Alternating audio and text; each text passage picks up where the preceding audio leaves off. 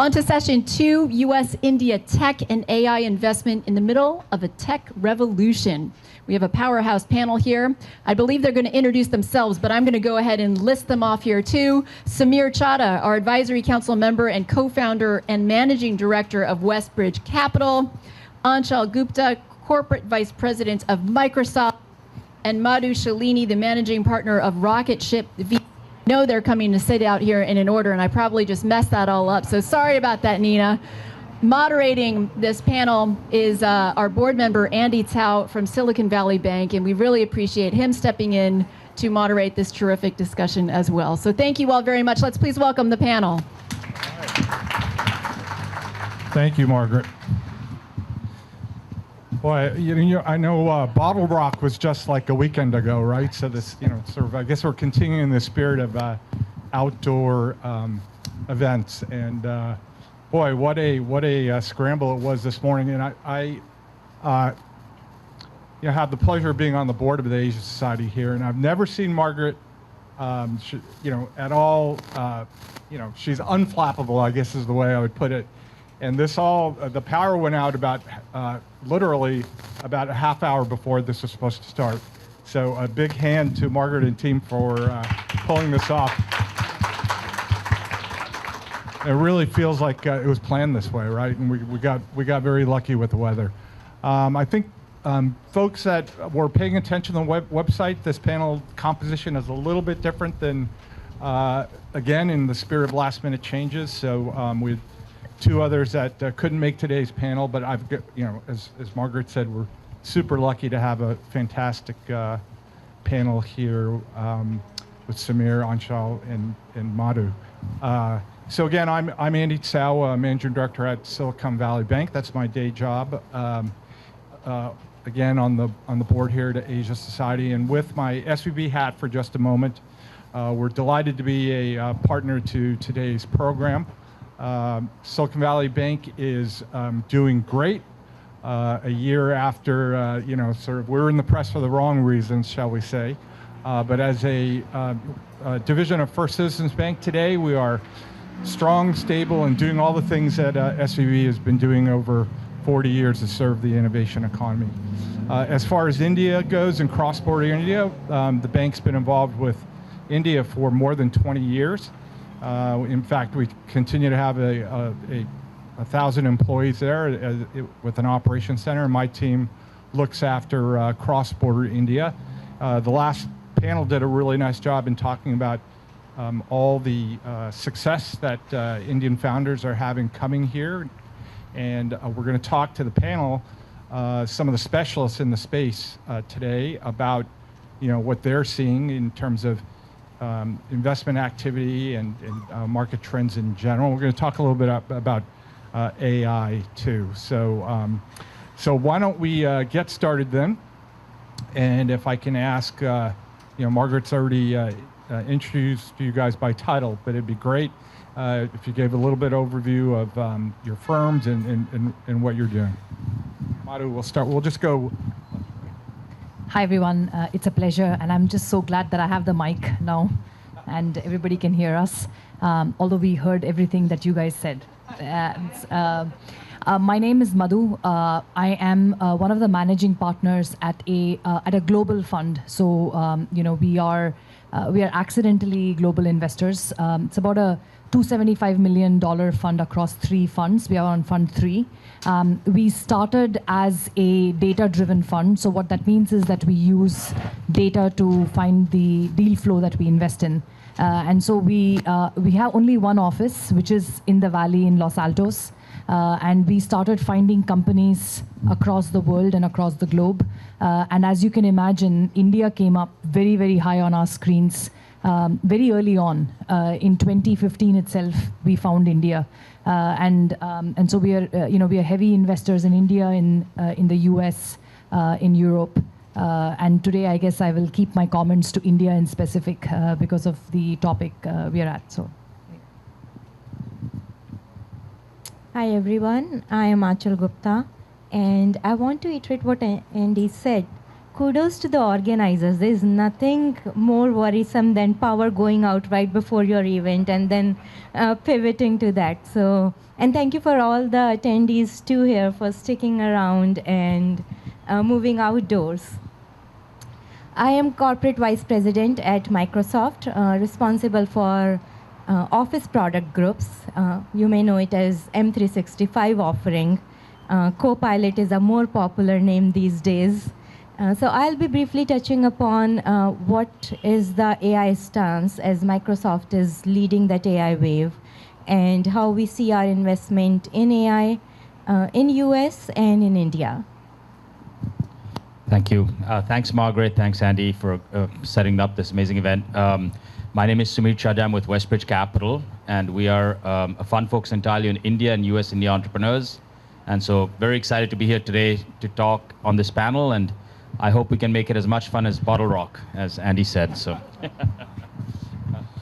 All right, so I think Aanchal did a nice job in sort of teeing up the conversation around AI, and obviously a very hot sector in a still a somewhat depressed investment environment, all things considered. So, when you look at how AI is developing around the world,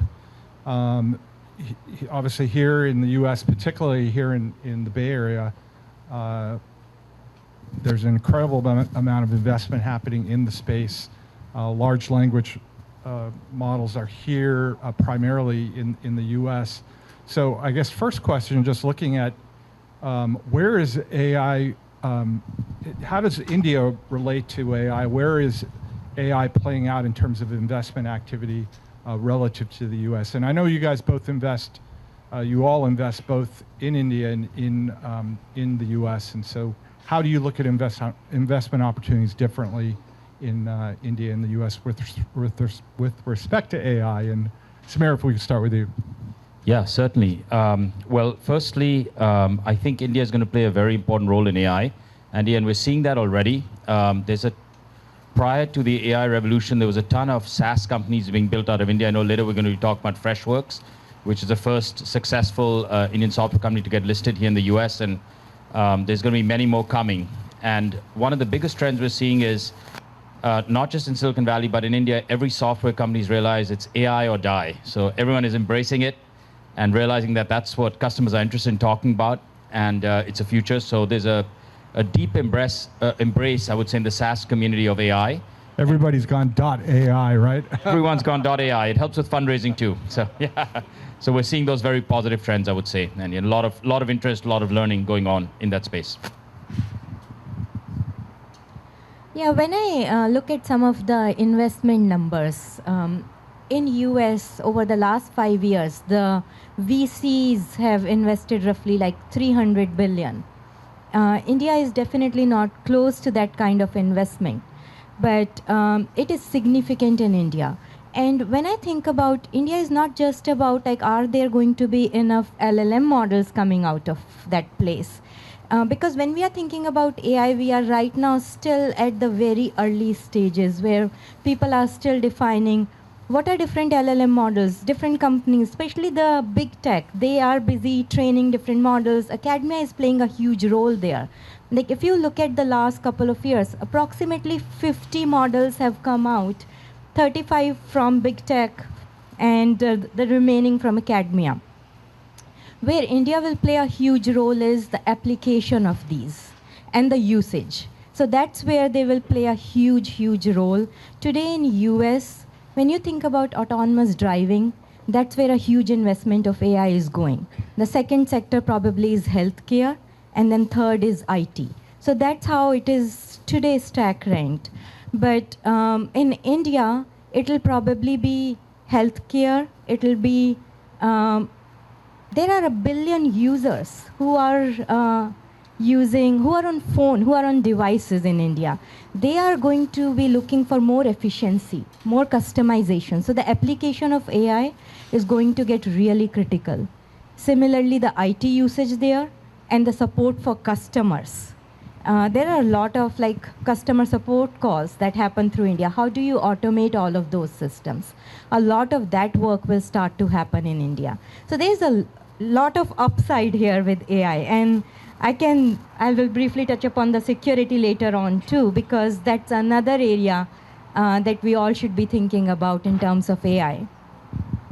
I think that one of the most key reasons that I'm most excited is that, India is going through a transformation, and AI is a transformational moment as well.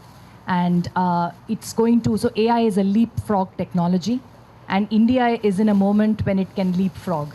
And so those two things coming together can be just a godsend. I mean, it can be very powerful.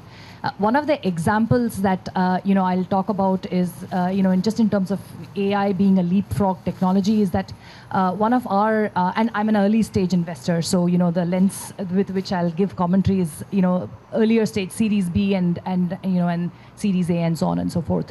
One of our investments was acquired by a company called Klarna, a big European player, and those guys just announced that there was a 70% improvement in efficiency of customer call support, and other customer satisfaction metrics because of AI. 70% for such a huge company, and that's a really huge moment. And so India is in a unique position to be able to leverage that. The other thing about India is that there's a lot of national security concerns as well, as things get bigger. One of the big things is that India is uniquely positioned because of its scale and demographics to have its own unique data and to train models in its own, on its own unique data. And once you train those models, and you have all of this data, then it becomes sort of like an India stack moment, which was, the fintech stack, the payment stack that India is a leader in. So India can truly use this, in foundational models, in sort of like, there's already testing models that have started, hallucination testing of the LLM models. And we are seeing a lot of startups in that. And then, of course, there's the application layer as well. So it's a very, very exciting time.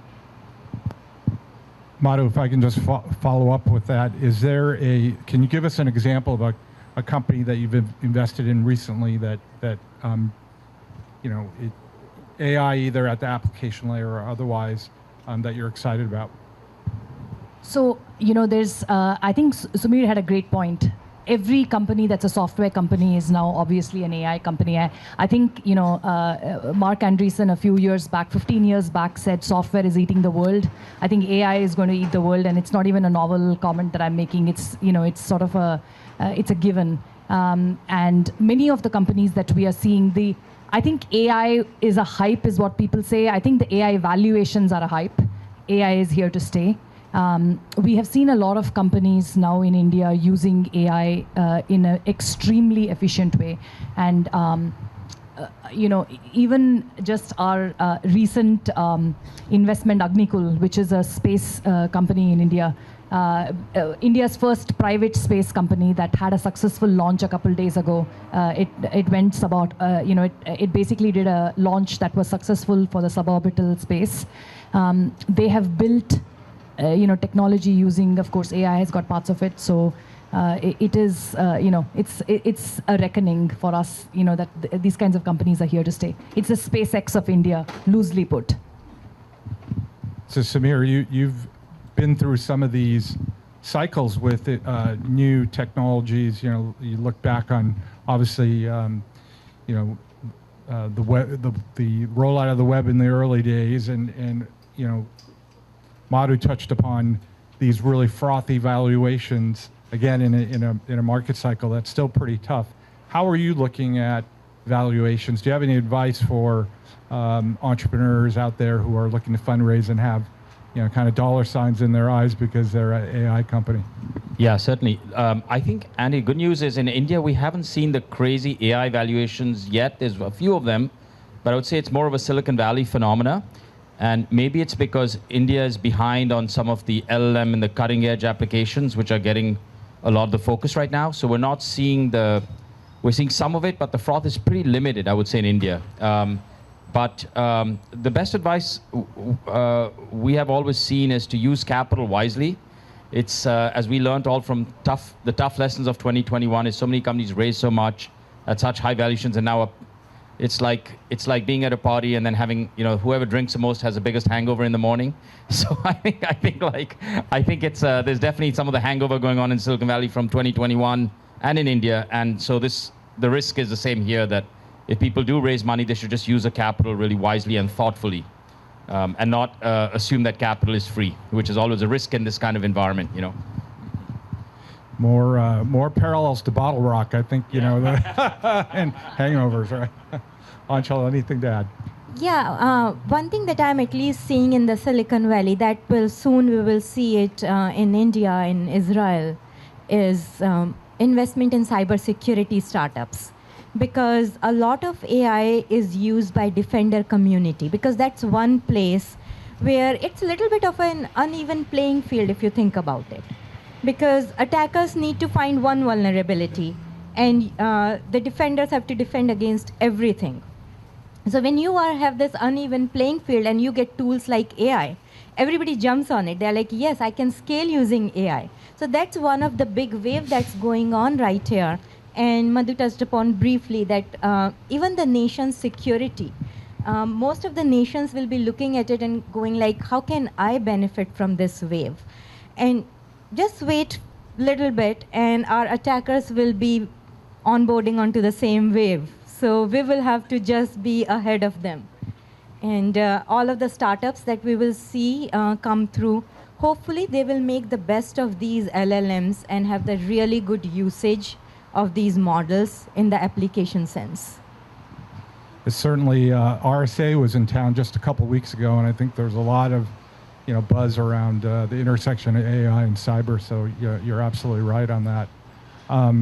Maybe shifting gears a little bit, sort of thinking about sort of cross-border India and the founders that are coming here, and I know the panel, all of you have been involved with some great founders. And when you think of sort of go-to-market here, Sumir, you talked about Fresh Desk and that there's so many founders that are trying to follow that SaaS model, come to the U.S. really quickly. What are some of the best practices or observations you've had in terms of sort of blending the best of both cultures, if you will, sort of the founder from India that wants to build India for the world here in the U.S.? Yeah, certainly, Andy. Yeah, we're seeing a huge wave after the success of Freshworks, and we have many founders in our own portfolio and outside that are making that transition from India to here. And the good thing, I think, is when those founders come here, they're much hungrier than us Americans. They're just used to growing up in a much tougher environment, which is India. It's much tougher to make money. It's a much harder place to get anything, get into college. Everything's much harder. So they come here with that grit and that mindset, which is fantastic. And then what we find is hard and important is to surround them with sort of very strong American executives that can complement that hunger and grit with kind of local understanding and knowledge. And I think the best founders are very open to learning and being culturally open and being able to understand how to operate here, which is so different than there. And it's a learning curve because many of the founders are quite young. And increasingly, it used to be in my generation, a lot of founders had come and gotten a master's degree here. So even if they came and started a company here, they'd have quite a bit of cultural familiarity. We've seen that's changed. Now we're seeing the founders that come here, sometimes they don't even have a US visa. Sometimes the first time they're applying for a US visa, they're coming to America for the first time, and now they have to hire a 45-year-old chief revenue officer who's totally American. So we're seeing that need. It's sort of a younger founder. It's less US exposed, and so they have to quickly learn how to be successful here, which is a different skill set. Fundamentally, I think it all comes down to cost and efficiency, which is a huge commodity in India. How do you build things, in a cost-efficient manner and extraordinarily efficiently? It's the model of the of just the company that I was talking about that is a space company, but it had sort of all the trappings of wanting to be extraordinarily cost efficient, and it took the ISRO, which is the Indian Space Research Organization, a lot of their principles and launched this at a very, very cost efficient manner. that kind of a mentality is with the smartest founders in the world now, which I believe are in India. Great educational backgrounds, great amount of hustle or jugaad, as we call it, and also I do think that there are two types of things here. One is India for India, and one is India for the world. We've just seen tremendous amount of potential and growth.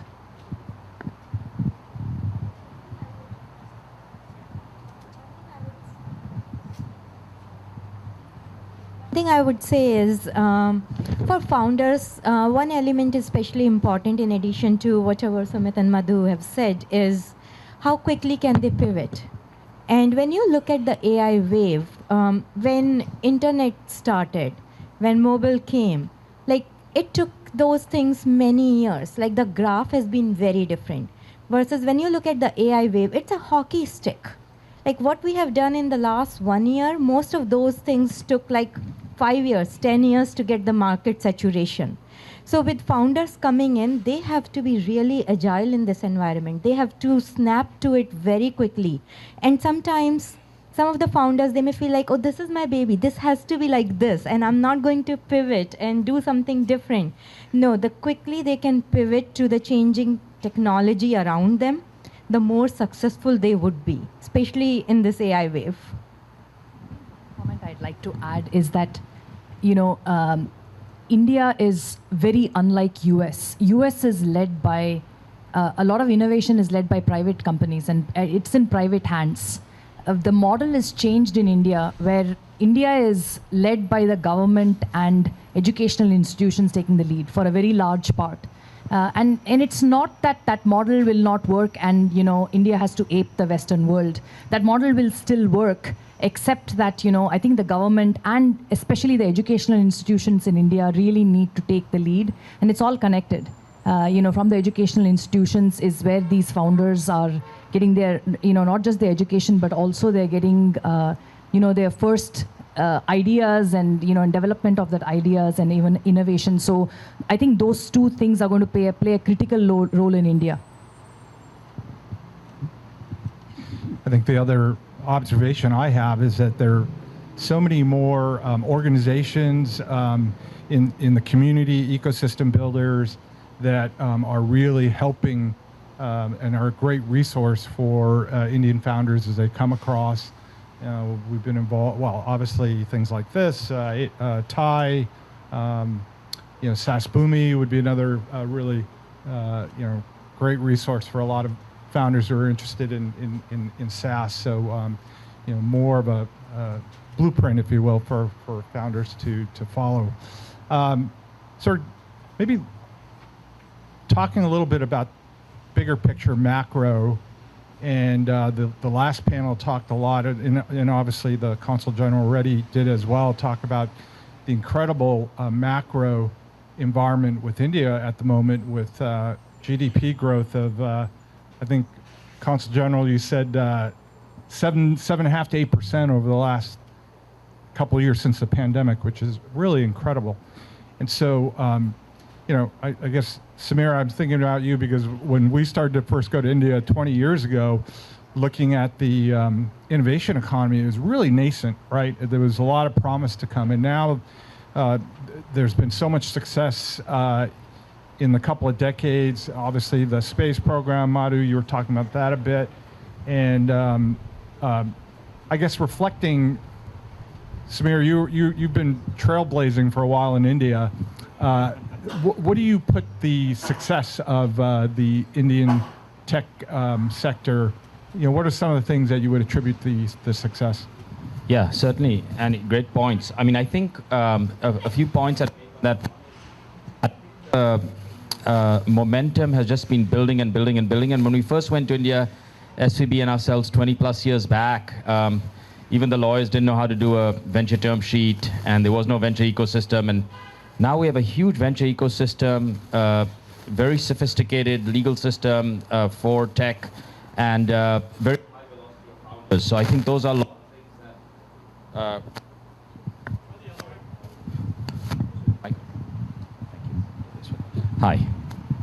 Hi. Yeah, and so those are some of the things that I think have really helped kind of the past success and now accelerating it to the future success. So we're definitely seeing that ramp. And I would add one more thing, which is just the sheer ambition and hunger of the Indian founders has really ramped up dramatically. From not even 20 years ago, but even from 5 years ago. Like, we just hear that raw ambition and hunger and drive just seems to have amped up, and their self-confidence has amped up. And self-confidence in entrepreneurship, I believe, is a bit of a self-fulfilling prophecy. I mean, and so we're just seeing that play out over and over again. And I'll add one last element. We had the partner of one of the top venture funds from India at our office this morning was visiting town, and he was talking about how they're actually opening a Silicon Valley office. And now 3 or 4 of the top venture funds in India that didn't have a Silicon Valley presence are opening offices, copying firms like Nexus, that was a leader in this area in the early stage space. So I think you're seeing a lot of the Indian venture funds realize that they need to be present here because there's a lot more of this, build tech stuff in India, but sell to the rest of the world. And I think that confidence is driving it, and the early stage venture industry in India is adapting to this new shift. Part of that confidence is more role models like Girish at FreshDex, right? So absolutely. Girish has done a fantastic job, and the good news is I think over the next decade we're going to see another 30 software companies get listed, either in the US or, interestingly, now many of them are getting listed in India too. So we're seeing there's going to be a huge spate of them that are sort of coming, which is exciting. Aanchal, how about you? Any reflections on the success? What's driving the success of the Indian innovation economy? So I think in India, the desire to learn and the desire to solve problems, it's really strong. And what that leads to is a huge amount of talent that comes out of India. So we all will benefit from it. And we have seen that a lot of talent, at least in Valley when you see it, a lot of talent is from India. And a lot of the tech companies are also continuing to invest in that talent. When I think about Microsoft's investment specifically, we have few programs specific for AI to make sure that there are enough investments there. Like Advantage India is one program where we are funding in India to make sure at least 2 million people are skilled up for AI by 2025. Because we see the need both for Indian economy and US economy to make sure that these people are already trained, and we have a strong talent pipeline so we can continue to build on the surge of AI. Then another program we have is Innovate AI, where any AI startup in India, they are getting this 10 weeks program support from Microsoft on learning how to scale their company with whatever solution they have. So when you think about some of these programs, I'm pretty sure Google, Amazon, Meta, they all have similar programs. So with this investment, I think we will see even more and more trending on India and more things coming out from India. Okay. So maybe, Madhu, we can start with you then on the India tech stack, as you started to talk about before. And obviously, I think the last panel again mentioned UPI and how it's really seen as a role model for the region and the world for payments. And so, what startups, how can startups enable UPI? And as you look forward, what are some of the next things coming down the India stack that get you excited? So, I think that every startup in India that's related or doing anything in fintech is using the UPI stack heavily. There's obviously a lot of capital needs in India for startups. And, that's also being solved with now what they're getting newer programs building on top of that stack for lending and credit and things like that. So, we are seeing a lot of activity now, I think, and for fintech, yeah, and not just fintech, but, what happens with such kind of an untapped market is that everybody in any sector wants to be a fintech because, you are an education company. You want to have like a lending arm. You are a manufacturing company, somehow you want to do some lending, or something to do with fintech. So we are seeing a lot of that. And that's all possible for many of these companies to try and become a fintech product to make revenue because of the India stack. And, and I think shifting gears, the India stack is going to be a very, very big example because India stack is for now we are leaders of the world that have done this with such a massive economy. India has a lot of potential to create other such products. And the LLM products, foundational models built on unique data that India has got the ability to generate, it's going to be huge. Yeah, I'll echo what Madhu said there on account aggregator, and it being one of the top public stack rails that we think is going to take off. We just closed an investment last week. I can't mention the name because it's confidential, but we closed investment last week in India's leading account aggregator.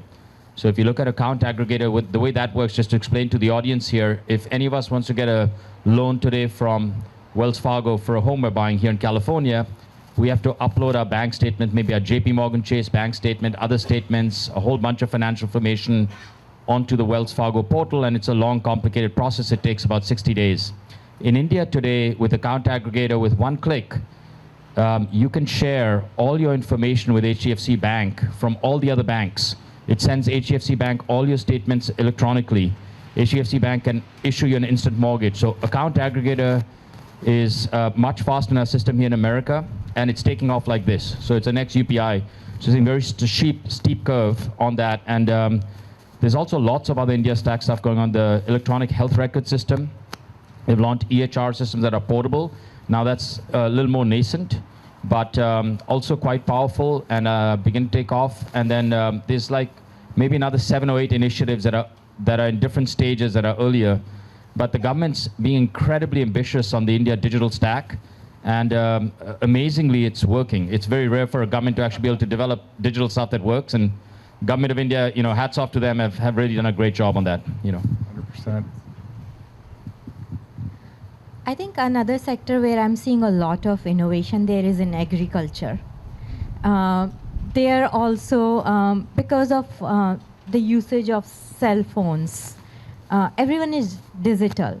So a lot of innovation with AI is also going to go there about like, when is the best time to plant the crop? When is the best time to apply those pesticides? Because if applied a week late or a week sooner, they may not yield the same results if done, unless they are done right. So those are some of the things where Indian government is also investing a lot to make a large population's day job easy and make sure they're more effective and efficient in what they are doing. So, obviously a lot of innovation, a lot of potential that's being realized in India. And again, it seems like being a world leader in tech and innovation is something that India can play for. But what are thinking about the roadblocks or the challenges for that to happen? The last panel talked a little bit about geopolitics, for example. The election was a kind of a surprise.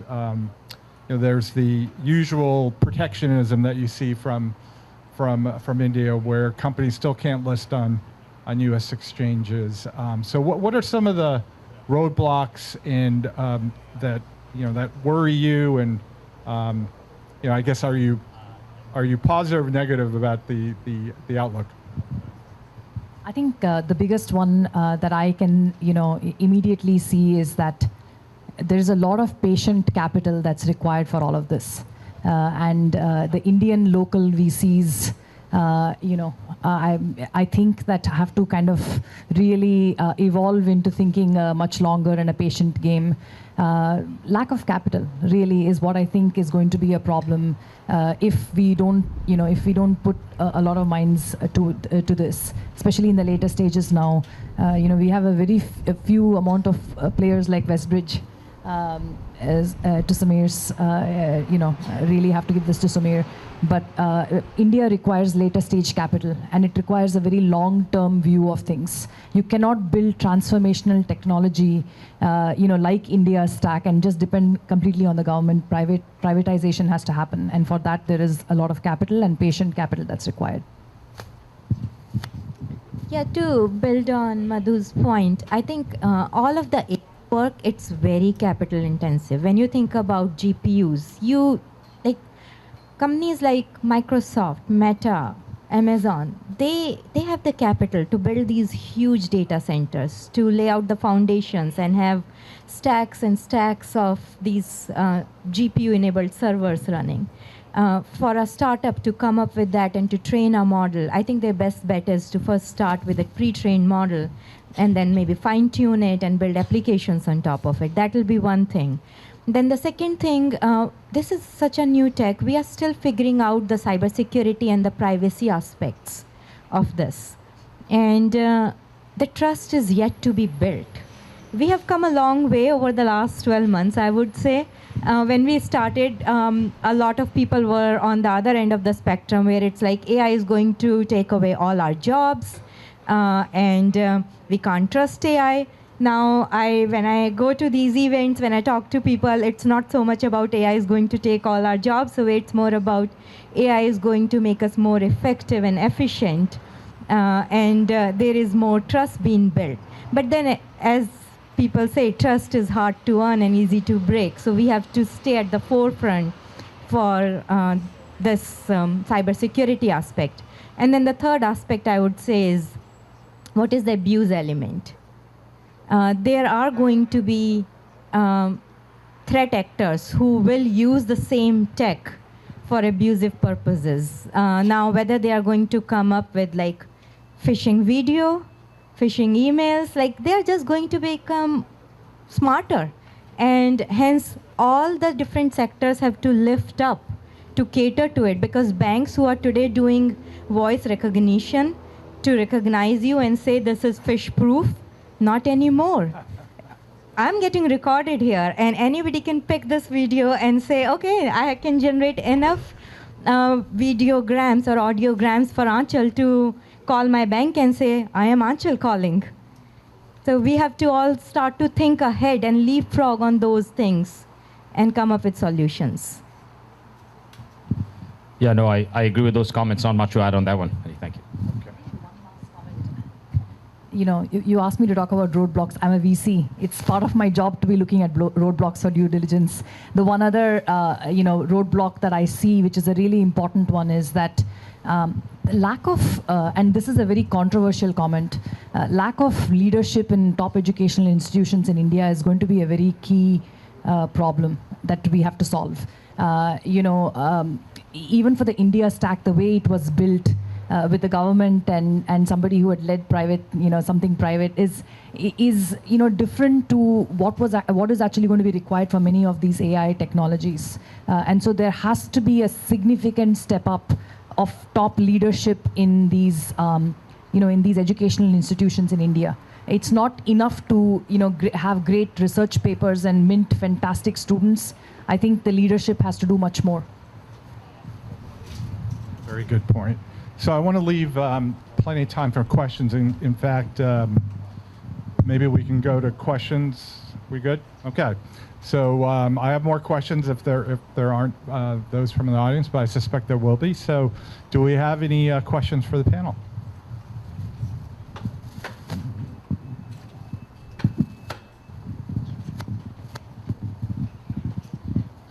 The last remark actually is a perfect segue into my question. I spent yesterday at Stanford at 5, and what they were talking about was exactly a situation, the flip of what is happening here.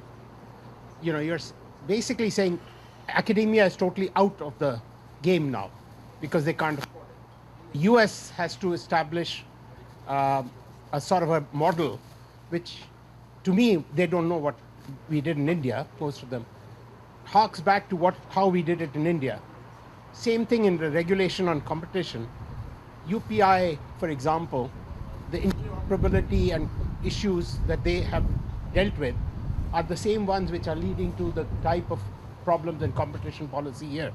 So how come, and this is a question, we all talk about India's AI and tech things, but none of these, either top-level academic conferences, yesterday India was not mentioned once, except at the very end by Condoleezza Rice, who said, why aren't we mentioning India?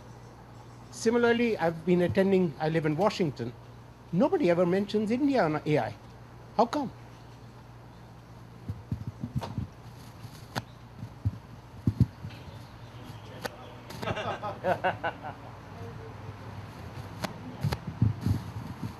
You know, I think this goes back to the comment that I'd made. I think once you have, top leadership in academia, India has to pave its own way. We cannot be waiting for others to talk about us in their own conferences. We have to pretty much pave the way for leaders from these educational institutions to be building a high five. I was also there yesterday. And so I don't think the answer is looking for mentions. I think the answer is to build leadership at the top in academic institutions, and that's a huge gap. Okay, I think we have another question over here. Yeah. Oh, sorry. Oh. Hello. Yeah, so India has its own unique set of problems too. Apart from the investments being driven into startups that use AI to solve problems with fintech and healthcare, which can be applied to majority of the population, there are issues like hunger, malnutrition, women's issues, and dignity of everyone in the workplace, citizen government interaction, that because of fear of retaliation and a lot of other factors, a lot of people don't have a voice, right? So do you see investment being driven into startups that have a purpose to solve problems?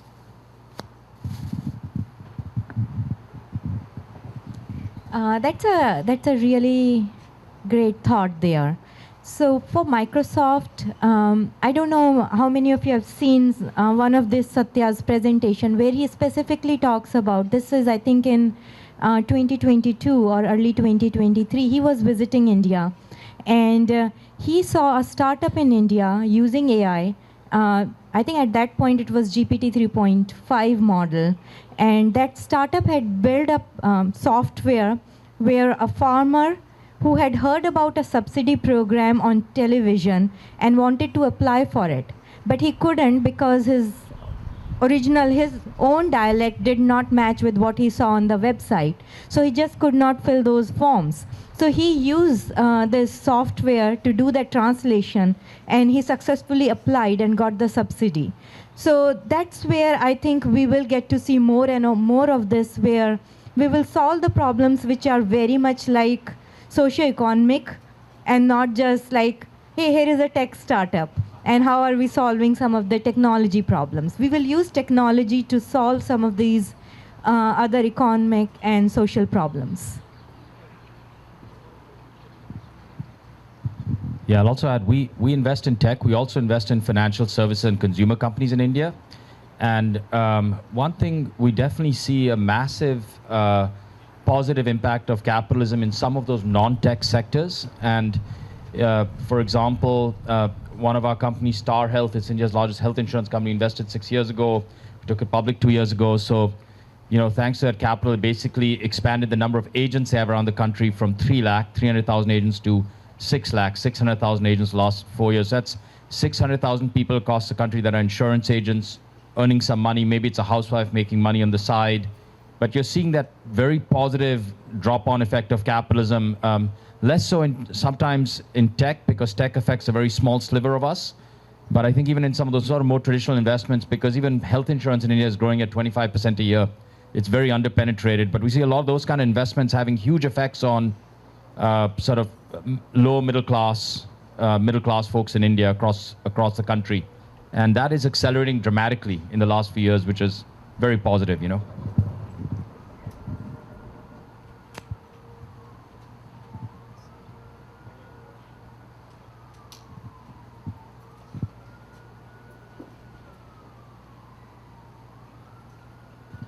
Hi, my name is Shrikant Silin. I'm coming from the hardware side of the computer semiconductor industry. And my question relates to most of the discussion going on, it relates to the IT strengths of India, and very correctly so, dealing with AI. But I don't see any perspective at all on the hardware side. Do you have any perspective at all? Because I believe that will significantly impact in the next few years because of the enormous jugaad strength of Indian industry in applying different technologies and components, if you will. Any comments on that? We'll remind people that NVIDIA went over $3 trillion in market cap today also, right? So. Yeah. I think that's an excellent question and a very timely one for us at Rocketship. We confidentially are super excited by this area and are in talks with a lot of them and might be leaning in very quickly. India has a huge potential for semiconductors. There's a lot of, when you have incumbents that are huge, like Texas Instruments and and others, then folks think that India for the world might not work. Well, essentially that's not true, and India itself has got a huge market, and it's not just it's consumer wearables. It's just multitude of things, and so we are very aware of this. Our appetite is huge for that, not just ours, but a lot but a lot of folks in India is looking at it, and amazing companies coming out. And one thing I have to say is that I have been sort of dissing the educational institutions leadership. Some of the best companies are coming out of some of the IITs, and IISc and whatnot, especially in deep tech. And we are excited. I think when we all are thinking about NVIDIA, and you mentioned it just reached 3 trillion. So there is a lot of market, lot of appetite for it. Also, with the tensions between China and Taiwan, there is even more room for a country to step in and say, look, we can be another firepower here, and we can take on this. So there is a lot of scope there.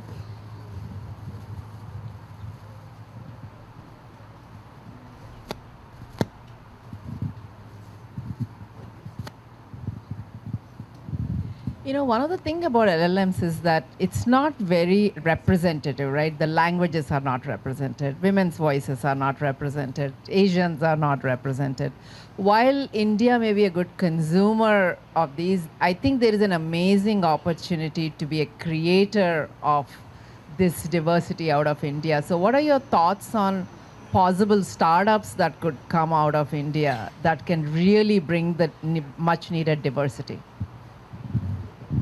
I can start. So responsible AI, I think that's what you're touching upon. Like, how do we make sure that there is no discrimination and everyone is evenly represented? Responsible AI is one huge space where we are just at the tip of this iceberg. We have to find out the language representation, as you said, different demographic, different like the gender, the different experiences, all of that has to be represented in our language models. They can't be biased in any direction, because even when you think about using face recognition that uses AI models, like if it is not recognizing a certain ethnicity, that's not appropriate. And we have to make these things very even before these can have broader adoption. No, I think I'll give you a story of when I was at a company called Gojek. It is the Uber of Indonesia. There are many things, and this is not an exact response to your questions on LLMs, but it's just there is different cultural aspects, and there are different aspects to things that you can't model. Uber went into Indonesia. This is a true story. Uber went into Indonesia, and they tried really hard, and they could never beat the locals, because what Gojek and Grab did, and in fact Gojek came up with this. So Indonesians, it's very hot, it's a humid, hot country, and the average temperature is between 80 to 100 degrees Fahrenheit. But when they drive a bike on the street, which is humid, they like to wear a jacket.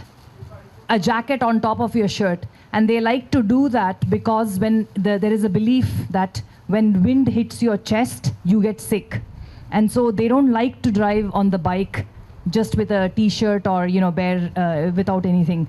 So Grab and Gojek made jackets. And these jackets basically, and Uber was shocked. They're like, this is such a hot climate. What the hell are these guys doing wearing these kinds of jackets, and it sold, it became a brand image. And it was something that astounded Uber. And they copied it. And of course, they made, a jacket in black, which is okay. But that's what it takes to sort of have startups in different parts of the world, is that you get your own perspective, which is why you need to build your own unique models. And those unique data will give rise to models that will be an aha moment for the world. And I don't think that, folks realize that India is going to be very, very soon a very big economy. And so, we have to change this mindset. And there's a lot to learn from China. China does things for China. China doesn't care about their super apps that have come out of China. India has to do things for India that make sense for India and take it to the world. And, and goodness of AI should be spearheaded with that as well. Thanks, Andy. First of all, great job, great panel, and thanks to Asia Society. You had mentioned about healthcare, right? I would love to get a perspective from all three of you all. Are you working on the intersection of AI and healthcare in any formulation? And would appreciate that, and how you think India could play a critical role. Thank you. Wonderful question. Two areas.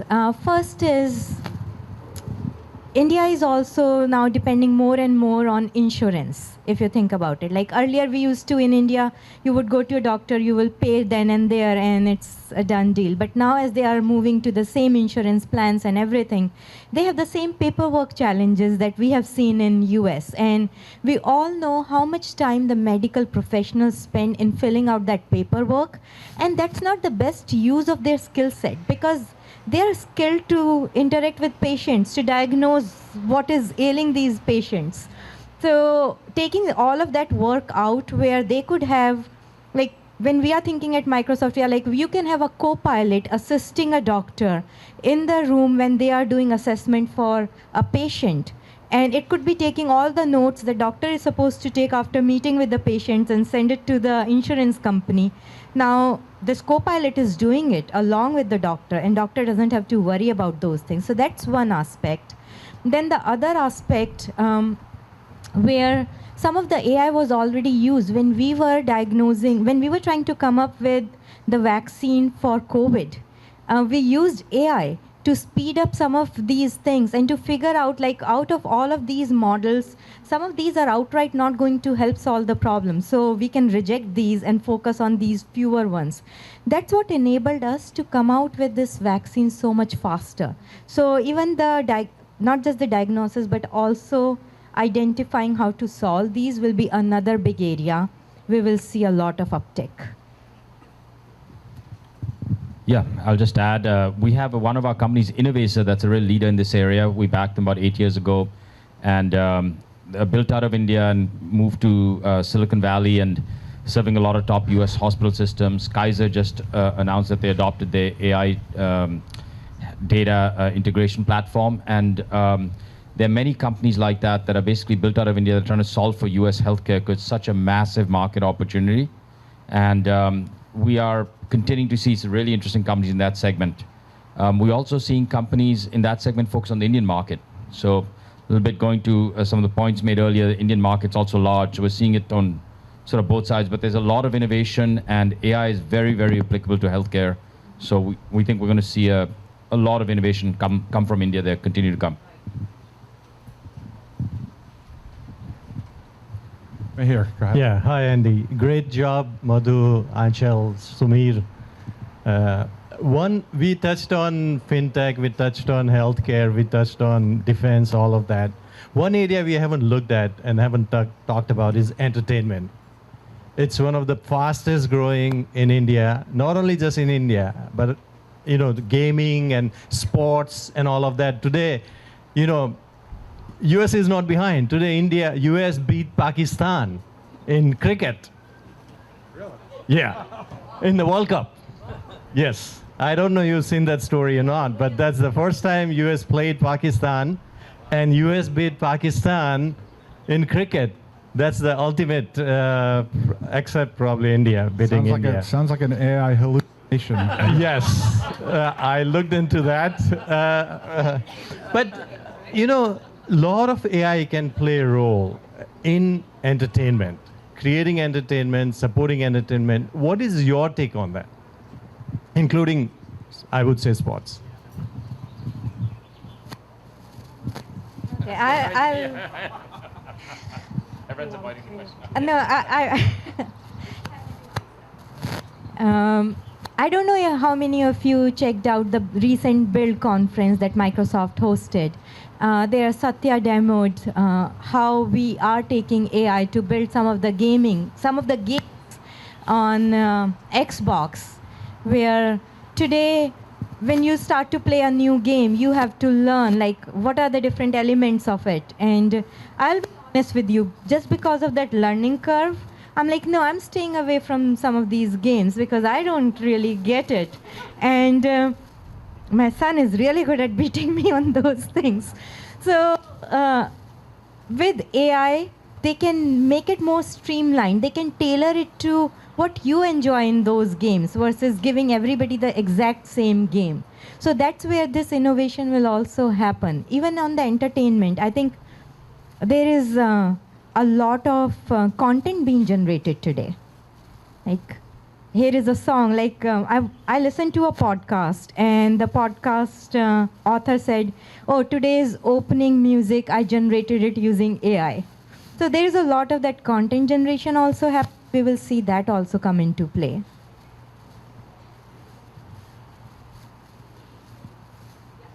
I mean, not very novel points, but very quickly, there's obviously art and music are going to be huge beneficiaries of AI. And we're all looking at companies. There's really nothing much specifically in India. But we do think that the US is a great place where we have seen startups doing a lot of amazing things. A shameless plug to one of our companies, which is not an AI company, but it's a data storage company, Wasabi. It is such a huge problem for data storage and entertainment that most of Hollywood is using Wasabi just to basically make sure that they can, because the amount of data generated is huge. And so entertainment is a very real use case for most software plays and AI plays. And we're really looking forward to seeing many more things happening there. Yeah. Wasabi, a spicy way to wrap things up here on our panel. I think we're out of time, and so let me please join me in thanking our wonderful panelists for their insights.